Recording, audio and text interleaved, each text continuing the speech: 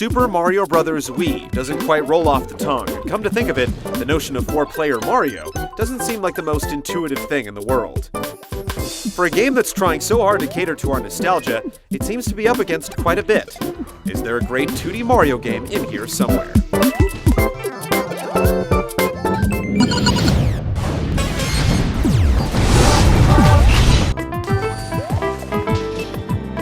New Super Mario Bros. Wii hews close to the classics, and this also applies to its story. There really isn't one to speak of. The game opens with a brief interlude depicting the kidnapping of Princess Peach at the hands of Bowser and the Koopalings, and that's about all the context you're gonna get. In this rendition of the Mushroom Kingdom, it's all about butt stomps, star coins, and hidden golds.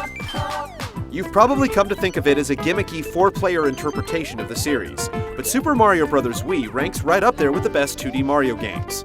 Far from defining the experience, the multiplayer element merely adds a layer to the sublime platforming.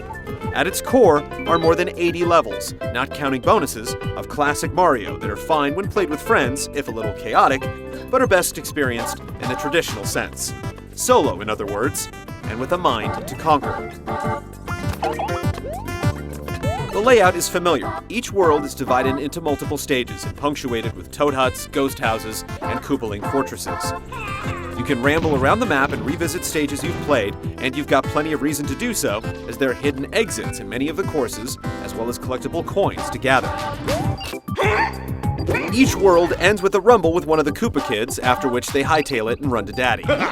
Some stages have airship levels tacked on their ends, and these are a treat, particularly the mini-boss battles that harken back to Super Mario World. After you dispose of Bowser, there's quite a bit of bonus stuff to play through, just don't forget to pick up those star coins.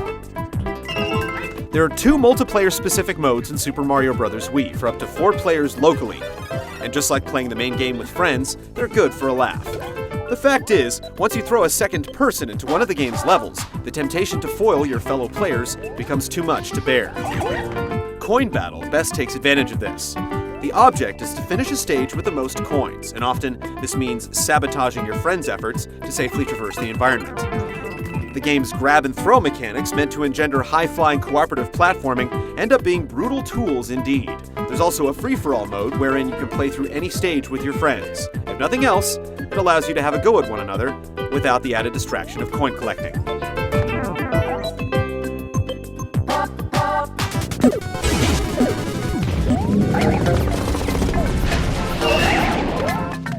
The rules haven't changed. If you fall in a pit, you're dead, and if you get hit, you better hope you're under the influence of a power-up or two to lessen the blow. But New Super Mario Bros. Wii wasn't designed in a vacuum.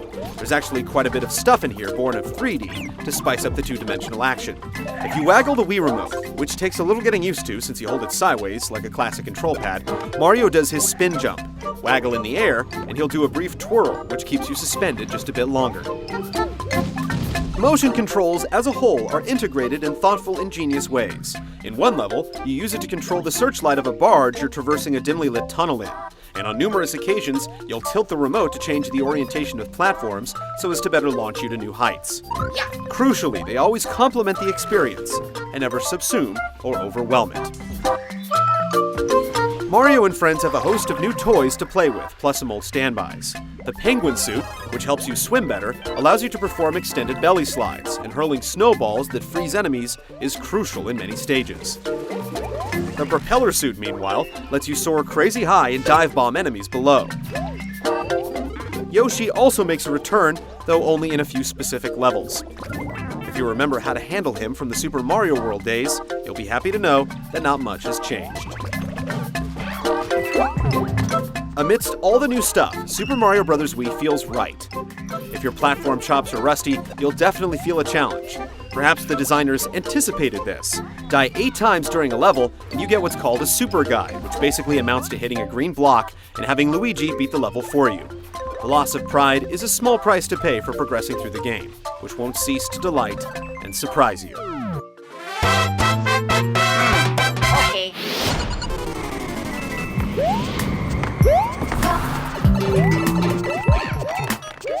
Mario's look and feel has been trapped in a time capsule for the past 15 or so years, and we wouldn't have it any other way. If you've been playing these games for a while, then you'll notice elements grabbed from most every era, and yes, it all looks bright, cheery, and whimsical as ever. This is not to downplay some of the truly imaginative turns you'll experience, though. One level takes place almost entirely on the backs of giant flying manta rays. Another has you tunneling atop enormous caterpillars. Though the Mario games are abstract to the utmost, they're also great at conveying a sense of wonder. The sounds will take you back as well. Classic background tracks get a new lease on life, and the sound effects haven't changed in years.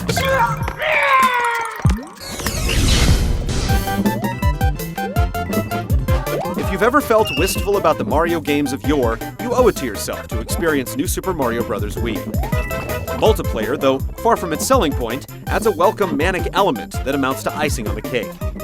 This is simply 2D Mario at its best, and it's been a long time coming.